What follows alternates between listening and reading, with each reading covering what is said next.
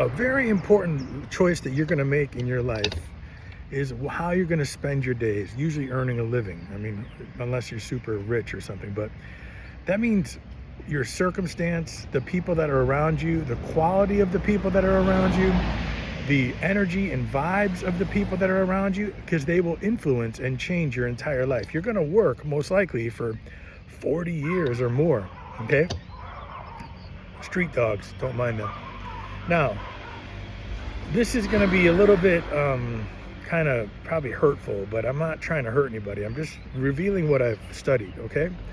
So I'm a teacher. I spent from like 15 to almost 50 years old around kids, making music, singing songs, dancing, creating imagination, creativity, right? And performance and positivity, okay? Now, I've done that for the majority of my life. Now, it doesn't mean that every teacher gets the same energy. It's not going to feel the same in a math class as it does in a show choir class, okay? So I knew that at 15, right when I met my show choir director, I said, I'm going to be him. My father was a great man, but he had a rage that was not for me. So I said, I don't want to be like that part of my dad. I want to be like this man. And this man was excited and fun and awesome. So I did, and I set out, and that's what I became. I spent my days with kids, with innocence, with imagination, with hysterical laughter. Kids are funny because they're not inhibited yet, you know what I mean? And they're mean. They could be they're the meanest things on earth. And you get all this energy from them, and it was perfect for me. I lived a great life with them. I loved them.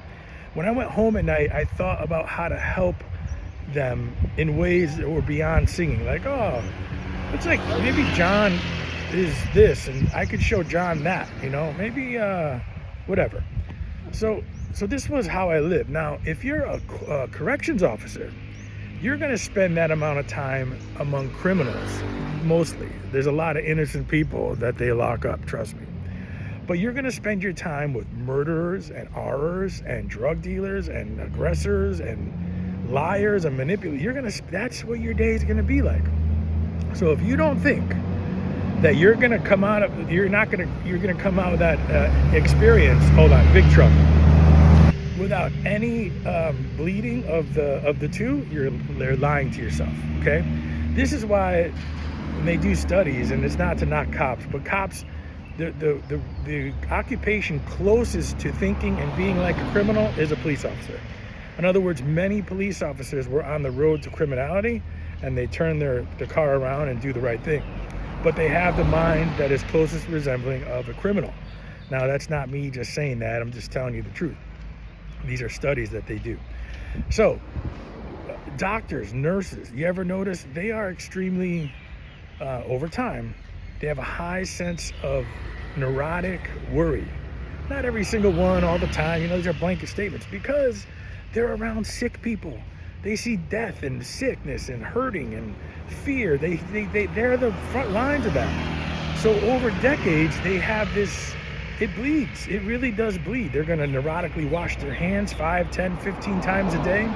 They're going to seek out the helping situation, like almost gossip in order to feel like they can help. And there's nothing wrong with what I'm saying. These are just habits that you're going to see.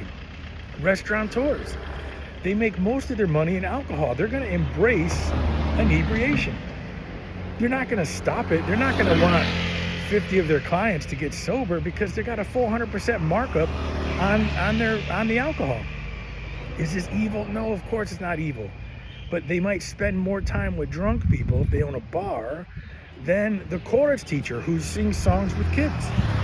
And you can keep on doing this. How about the fisherman who goes out every night and day and takes on the elements, pretty much can die, pulls in animals, right, live animals out of the water, slays them, fillets them, and feeds us. He's like a warrior. He's like a barbarian. He doesn't even see the life of the fish because we're going to eat it. I'm like sappy. I can't kill anything. When you see a fish flopping on the deck and stuff, I'm like, I kick him in the water. I can't even fish anymore.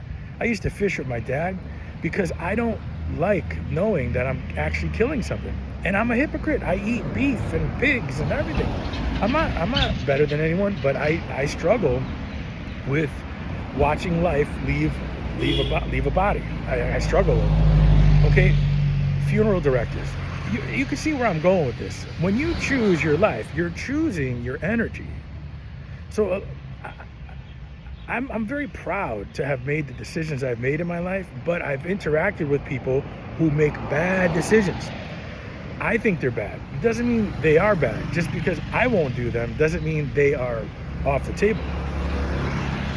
I think that when you live your life connected to, on the daily, for decades, people that are high and drunk all the time, not by medications, not they have to take a medication and they're a little off, street drugs, alcohol, they accept these personalities which are filled with rage, or they could, even if they're happy, they have a hurting thing, and they accept these as normal or the norm.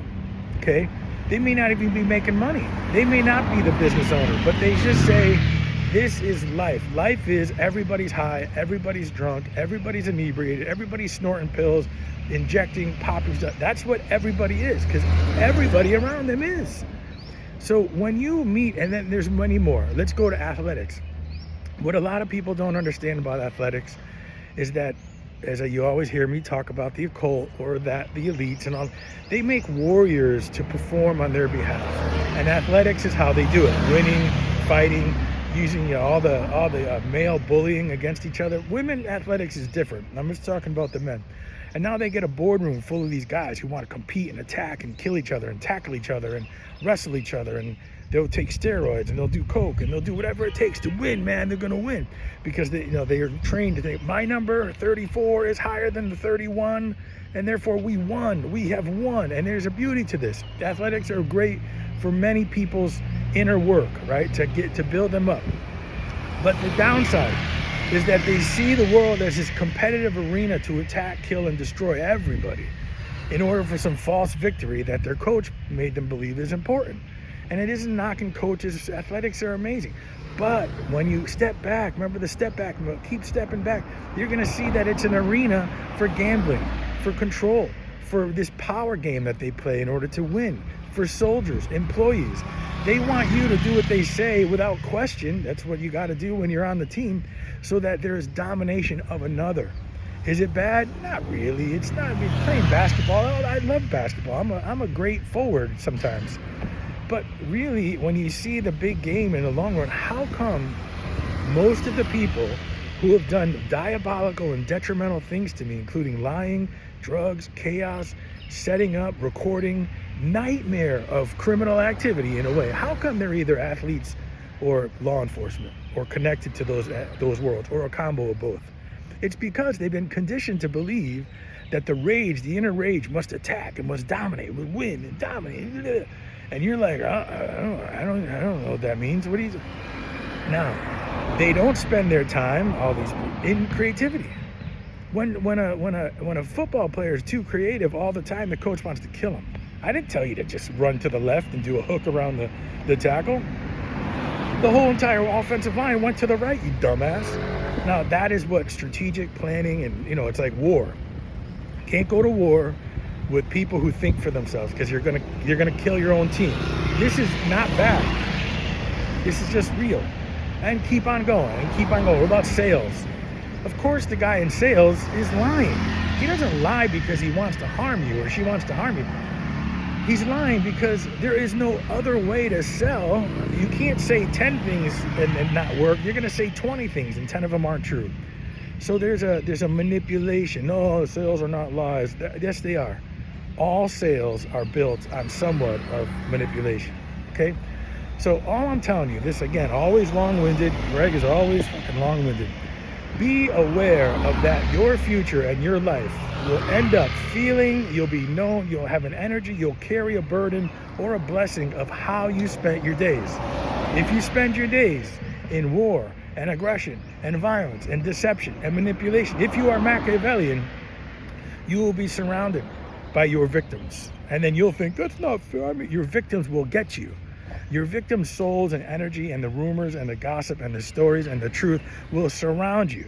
as you went, whatever, neighborhood by neighborhood, and deceived everyone. You put roaches in their house and then became the exterminator to get those roaches out. Whatever lie or evil you've done, you're going to live with that for the rest of your life, because evil most of the time is a choice. Now, not stealing if you're starving, not doing stuff to survive because there is no other choice. I'm talking about an average middle-class person in America who has decided, I'm gonna MF everybody. I'm gonna water down the wine. I'm gonna whatever. I'm gonna jack the fly. I don't even know what I'm talking about, but they do deceptive stuff and then think no one's gonna find out. You gotta live with that. That's why what the end result is being high and drunk or medicated or calling themselves crazy or going into a rehab. They have all these other solutions because they have made choices that they don't like, and now they have to suffer from the consequence of the feelings of those choices. And it's just a career. You don't have to be a lawyer if you don't want to lie. Some lawyers lie. They're paid to lie. Okay, so now they have to go home and lay down. They go to sleep. They're not devils. They go to sleep and go, oh, I lied all day today, man. To 12 people in a jury. This guy definitely, killed his mom. And now I'm trying to tell everybody he didn't. I know he killed his mom, but I'm about to make $750,000. And this guy owns casinos. Every time I go to the casino, me and my girl are going to get free rooms. So yeah, he didn't kill his mom. You understand? You open yourselves up to the way that you want to feel the rest of your life. That's why sometimes chasing fame, all these people on Epstein Island, holy shit. Can you imagine? I'm a fool. Like, I'm getting so crucified. I think this might change. But if someone's like, and I've done this 1,000 times, listen, man, I'll put you in that movie, but you got to eat a baby. I'd be like, you know what I would do? I would actually play, because I love acting with evil people. I love getting them all fucking riled up. And then, dude, I'll eat 4 babies. Now, they're excited because they're recording me. All the evil, drugged out wackadoos have done this to me. But I know they're doing it. God has given me an intuition to see their pupils dilate, because they only record me with wackadoo people that I love. So I know their facial expressions. And when they record you and do evil, this is what they look like. This is true. I've detected and uncovered many. In fact, I've recorded them recording me. So watch this. They'll go like this, because they're actually good people who are now doing evil. So they'll say like, so remember when we, I'm trying to make something up. Remember when you stole that car and robbed the bank? And I go, oh yeah, man. So they present me with baby eating for a role in a movie. I'm gonna take it right to the point where I switch out the flesh and put bacon in my mouth. I'll play a game they won't even believe. I'll be dying and crying inside because there's a dead baby in front. And then I'll go through a whole machine of like, then I'll do something like choke on it. I'll make them suffer and I'll be like, can you help me? And then they have to reach in and grab the baby flesh, or I'll puke it up onto their pants and be like, oh my God, because I hate evil. And I'll take it right to the edge so that when I'm done, they'll go, oh God, we eat babies for movie roles. Like, that you should only worship Baal, because God is that's not welcoming. Know that what you do and how you live and every choice you make and all the people you're around all the time, you can make mistakes. I've made 1,000. But when you do a daily grind of selling cars that all their transmissions are bad, you better hope you don't have a car up some mountain someday, because that transmission is going to get you back.